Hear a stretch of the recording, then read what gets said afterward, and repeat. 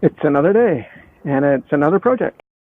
Today I am going to reverse the process for installing my bilge hose on the through-hull fitting. The time has come to plug the hole that I cut. So let me show you what I'm doing. This is the piece of fiberglass that I cut out of the bulwark.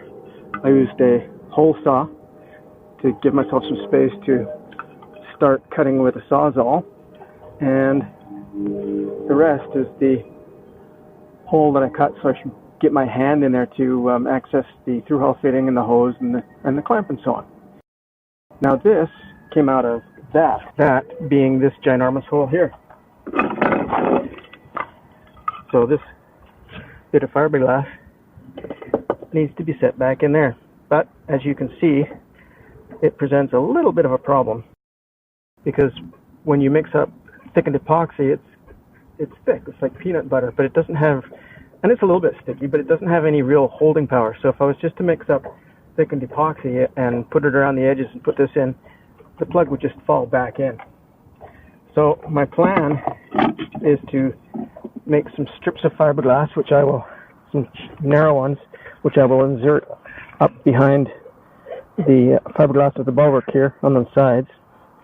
I'll clamp them in place, let them harden up, and when they're hardened up, it'll present like a lip. So then I can just put the piece in against the lip,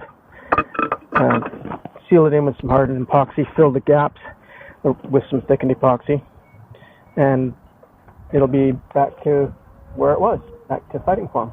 Let me show you the fiberglass strips that I've created. So I got some fiberglass mat.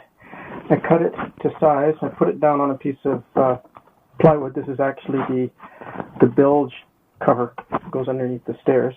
And I put some this is a plastic garbage bag over the wood.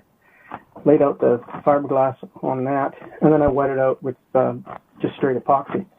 So now I have to wait for this to cure, to harden up, and then tomorrow I can come back when these are hard, take them off, put them up in place, and use my thickened epoxy to fasten them. Then the day after that I can come back and put the plug back in. So that's the plan. We'll see how it works out, but I'm fairly confident that it'll work out pretty much as I anticipate. In the meantime, it's time for me to have a crack at wiring up my bilge pump. The hose is there, the bilge has been painted, had 2 coats on it, looks good, and there's nothing to stop me putting the bilge pump in and wiring it up. So let's get busy.